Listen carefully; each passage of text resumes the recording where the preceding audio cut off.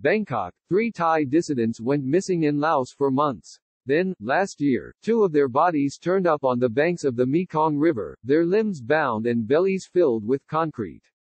Another 3 Thai activists who fled to Vietnam have not been seen for more than a year, ever since they were delivered into the hands of the Thai authorities by the Vietnamese government, according to their political allies. This month, Wanchalerm Satsaksit, a Thai pro-democracy campaigner in Cambodia, was bundled into a black sedan by armed men, according to witnesses. His last words, caught by his sister, with whom he was on a call, "Can't breathe." All these Thais living in exile since a military coup in Thailand in 2014 have 2 things in common: they had criticized Thailand's most influential institutions, the monarchy and the military. Then they disappeared. At least 9 prominent critics of the Thai government have vanished over the past 2 years, according to human rights groups. It is a pattern of disappearances that the Thai public is having a hard time ignoring, despite legislation that criminalizes some dissent and a state of emergency that has been extended because of the coronavirus pandemic. The people are more aware that there are abnormalities in this country, said Nutta Mahatana, a democracy activist in Bangkok. This should be the point where people start questioning the authorities about what's going on. Why have the nice people been abducted?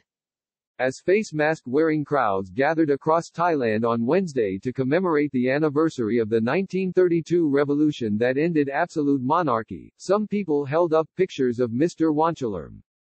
Earlier this month, a Thai former beauty queen expressed solidarity with those who wanted to know his fate. "I am standing together with the Thai people in saying that what is happening is wrong and we want answers," Maria Poonlertlarp, a former Miss Universe Thailand, wrote on Instagram. Even as it has cultivated a reputation as a tropical wonderland for tourists, Thailand has been roiled by a long history of military coups, upended elections and violently crushed street protests. The spate of forcible disappearances, which evoke the tactics of military rulers in places like Argentina and Chile, are a more recent phenomenon, rights groups say. Since the May 2014 coup, Thai authorities have aggressively pursued the apprehension of pro-democracy activists who took refuge in neighboring countries, Human Rights Watch said in a statement. But without clarity in most of the cases, neither the activists' whereabouts nor the plotters of the disappearances is certain. Their relatives are suspended in a terrible limbo. "We don't know if he is dead or still alive," said Sitanan Satsaksit, Mr. Wanchalerm's sister. "We know nothing at all." Mr. Wanchalerm, 37, grew up in the rural northeast of Thailand, where opposition to the country's entrenched elites is strongest. He was the head of his high school student council and after college worked for grassroots civil society groups. For much of the 21st century, most Thais have voted for populist parties, only for those governments to be unseated either by coups or judicial means. The 2014 putsch scattered some of the most forceful critics of the political establishment, many of whom sought refuge in other Southeast Asian nations. Mr. Wanchalerm fled Thailand 6 years ago after he was ordered to attend a so-called attitude adjustment camp, indoctrination sessions at army bases for those who publicly opposed the coup. Thousands of Thais were forced into these camps, some for weeks at a time. For the first couple years, he rarely contacted his relatives, worried about their safety and his own, his sister said. But even from self-imposed exile, he continued to post critiques of the military-linked government on social media. The day before his disappearance on June 4, Mr. Wanchalerm wrote a post on Facebook criticizing Prime Minister Prayuth Chan-o-cha of Thailand, who was the architect of the last coup. Ms. Sitanan was on the phone with her brother as he left his apartment in Phnom Penh, the Cambodian capital, to buy supplies at a nearby mini-mart. Suddenly, she heard the urgent voices of Cambodian men and sharp sounds that she described as pang, pang, pang. "I heard it all," Ms. Sitanan said. An employee of the mini-mart, who spoke on the condition of anonymity because she was afraid of retribution by the authorities, said that she had seen Mr. Wanchalerm almost every day. For a few days before his kidnapping, a black car had idled outside the store, she said. Mr. Wanchalerm was surrounded and then bundled into the vehicle, the Minimart employee said. Bystanders wanted to help him, but the men were armed. "We have grave fears for his safety and are concerned that his reported abduction in Phnom Penh on 4 June 2020 may now comprise an enforced disappearance," said Jeremy Lawrence, a media officer for the United Nations Human Rights Agency in Geneva. Don Pramudwinai, Thailand's Minister of Foreign Affairs, told Parliament that it was up to the Cambodians to investigate the case. Chai Kimkoan, a spokesman for the Cambodian National Police, said that the Cambodian government had not ordered Mr. Wanchalerm's arrest.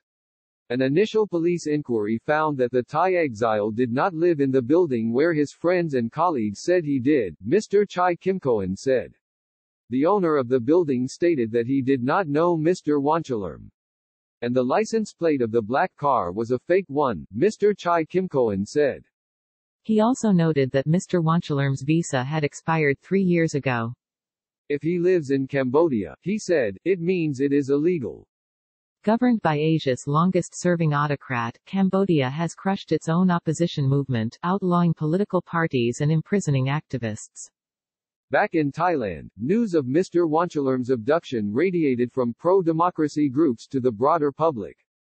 In a country where various laws, including a Computer Crimes Act and lèse-majesté legislation, make speaking out a potentially criminal offense, some prominent individuals kept quiet.